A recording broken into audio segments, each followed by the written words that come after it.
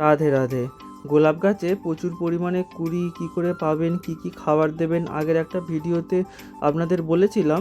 আজ আপনাদের বলবো প্রুনিংয়ের ব্যাপারে। দেখুন কুড়ি, দেখুন কতটা পরিমাণে কুড়ি, গুণে শেষ করতে পারবেন না।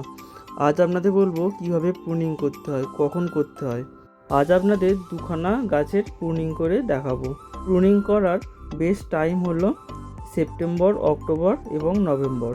তবে আমি সেপ্টেম্বর মাসটাই করি, তার কারণ একটু বেশি পরিমাণে বৃষ্টি হয় তার কারণে। তবে প্রুনিং করাটা ওয়েদার অনুযায়ী দেখে করতে হবে, ওয়েদার যেন ক্লিয়ার থাকে।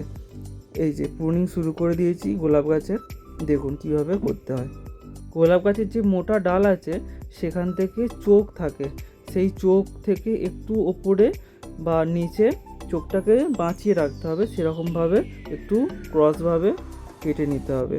দেখুন আমি কিভাবে ক্রসভাবে কাটছি, তবে চোখ যেন একটা করে থাকে, কারণ সেই চোখ থেকেই পরবর্তীকালে আবার নতুন শাখা পোশাখা বা ব্রাঞ্চ বার হবে। দেখুন গোলাপ গাছটাকে পুরো প্রুনিং করে দিয়েছি। আর প্রুনিং করার পর অবশ্যই লোকাল যে ফাঙ্গিসাইড আপনারা ব্যবহার করেন সেই ফাঙ্গিসাইড অবশ্যই কাটা জায়গাগুলোতে লাগিয়ে দিতে হবে, তা না হলে সেখানটা শুকিয়ে গিয়ে পুরো গাছটাই শুকোতে আরম্ভ করে দেবে।